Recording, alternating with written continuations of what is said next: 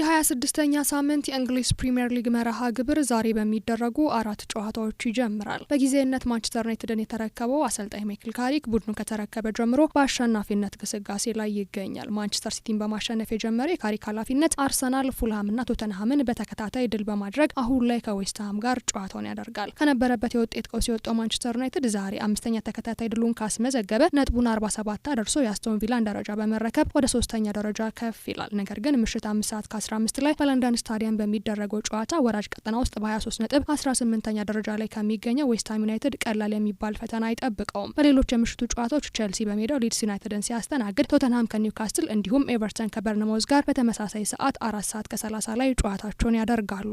የኤቨርተኑ ኮከብ ኢሊማን ኒዲዬ የፕሪሚየር ሊጉ ትላልቅ ክለቦችን ትኩረት ስቧል። ኢሊማን ኒዲዬ በፕሪሚየር ሊግ ውስጥ ካሉ ምርጥ የአጥቂ ስፍራ ተጫዋቾች አንዱ ሆኗል። አርሰናል፣ ቶተንሃም፣ ማንቸስተር ዩናይትድ እና ቼልሲ ደግሞ የኤቨርተንን የክንፍ ተጫዋች የክረምቱ የዝውውር መስኮት ከመጀመሩ አስቀድሞ እየተከታተሉት ይገኛሉ። የ25 ዓመቱ ሴኔጋላዊ ኢንተርናሽናል በጉዲሰን ፓርክ ባሳየው ጠንካራ ብቃት ምክንያት የእንግሊዝን ትላልቅ ክለቦች ትኩረት ስቧል። በ2024 የረጅም ጊዜ ውል የፈረመው ኒዲዬ ለተጨማሪ 3 ዓመታት ውል ውስጥ የቆየ ሲሆን ይህም ኤቨርተን ጠንካራ የድርድር አቋም እንዲኖረው አድርጓል። ማንኛውም ገዢ ሊሆን የሚችል ቡድን ከ65 እስከ 75 ሚሊዮን ዩሮ የሚደርሱ ዋጋ ግምትን ማሟላት ይኖርበታልም ተብሏል። ሁለገቡ አጥቂ እንደ ማንቸስተር ዩናይትድ ያሉ ክለቦች ፍላጎት ካላቸው የሆነ ነገር በትክክል እየሰራው ነው ማለት ነው ሲል ተናግሯል። ኒዲዬ በዚህ የውድድር ዘመን በፕሪሚየር ሊጉ 4 ጎሎችን አስቆጥሮ 2 ለጎል የሚሆኑ ኳሶችን አመቻችቶ አቀብሏል።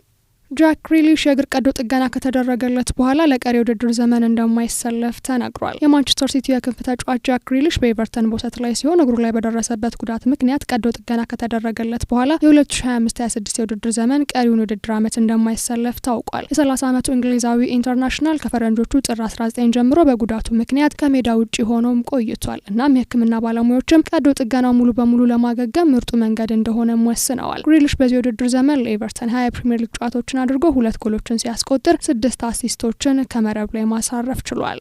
ማንቸስተር ሲቲዎች የኖቲንግሃም ፎረስቱን ኤሎይት አንደርሰንን በክረምቱ የዝውውር ወቅት ለማስፈረም በዝግጅት ላይ ናቸው። የ23 ዓመቱ እንግሊዛዊ ኢንተርናሽናል በ2024 ከኒውካስትል ዩናይትድ ወደ ፎረስት ከሄደ ጊዜ ጀምሮ በ35 ሚሊዮን ፓውንድ አስደናቂ ብቃትን አሳይቷል። ይህም በፕሪሚየር ሊግ ውስጥ ካሉ ከፍተኛ ጉልበት ካላቸውና ስኬታማ ከሆኑ የማል ተከላካዮች አንዱ እንደሆነ ማስመስክሯል። እየወጡ ያሉ መረጃዎች እንደሚጠቁሙት ከሆነ ማንቸስተር ሲቲ ለአንደርሰን ከ80 እስከ 100 ሚሊዮን ፓውንድ የሚጠጋ ክፍያ የሚያስከፍለው ክለቡ ከተጫዋቹ ወኪል ጋር ቀደም ብሎ ግንኙነት መጀመሩን ያሳያል። ይህም ከተቀናቃኞቹ ይልቅ አገልግሎቱን ለማስጠበቅ ያላቸውን ቁርጠኝነትም ያመላክታል።